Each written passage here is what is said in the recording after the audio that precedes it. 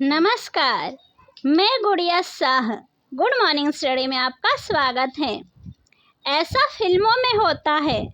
बुजुर्ग ने कुत्ते के साथ की हैवानियत, मांगी रहम की भीख। कोर्ट ने कहा, ऐसा कैसे कर सकते हैं आप? कोई इतना निर्दयी कैसे हो सकता है? एक बेजुबान के साथ इतनी बड़ी हैवानियत, आप ऐसा कैसे कर सकते हैं? ये बातें दिल्ली के एक स्थानीय अदालत ने कही जब कुत्ते पर तेजाब फेंकने के मामले में सुनवाई कर रहा था।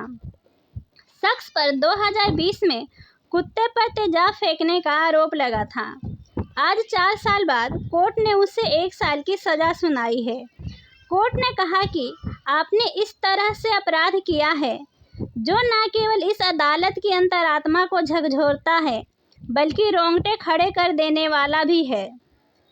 दिल्ली हाई कोर्ट की additional chief justice Richa Sharma की पीठ इस मामले पर सुनवाई कर रही थी।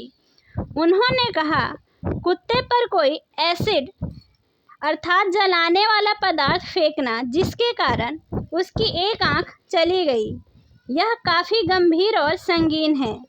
ऐसे व्यक्ति को कम सजा देकर छोड़ देना और दोषी को कोई रियायत देना समाज में एक प्रतिकूल संदेश देगा।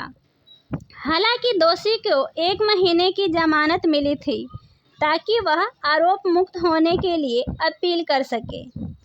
मामला क्या है और कब का है, आइए जानते हैं।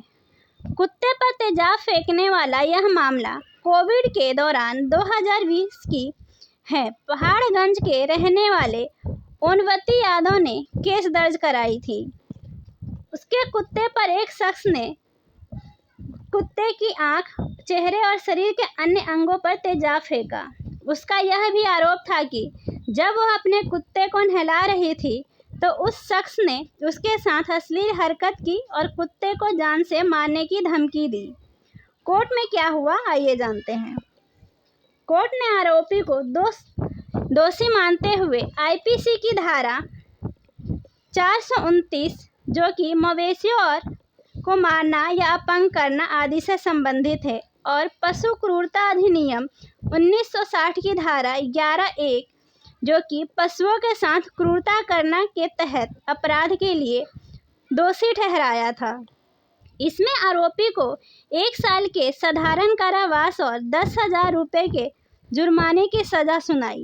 व्यक्ति को दोषी ठहराते हुए अदालत ने कहा कि अभियोजन पक्ष ने सभी उचित संदेहों से परे आरोपी की पहचान स्थापित की है और यह भी साबित किया है कि आरोपी व्यक्ति ने कुत्ते को चोट पहुंचाई है। दार्शनिकों का दिया उदाहरण। कोर्ट ने सुनवाई के दौरान महात्मा गांधी और इमैनुअल कांट जैसे दार्शनिकों को कोट किया।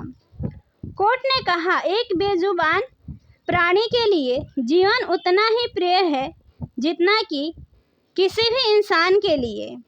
एक इंसान से यह याद रखने की उम्मीद की जाती है कि जानवरों के प्रति उसका व्यवहार मानवता जैसा हो। जानवरों के प्रति दयालु होना हमारी जिम्मेदारी है, कोई नरमी नहीं।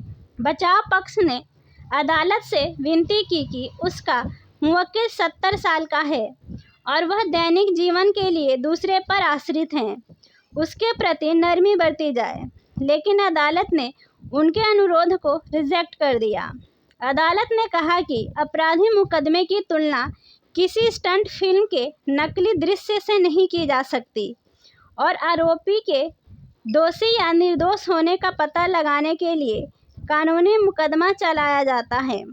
अदालतों को अभियोजन पक्ष को छूट देने या आरोपी के पक्ष में कानून की ढीली व्याख्या करने के लिए प्रयास करने की आवश्यकता नहीं है। ऐसी ही अन्य खबरों की जानकारी के लिए हमारे चैनल पर बने रहें। धन्यवाद।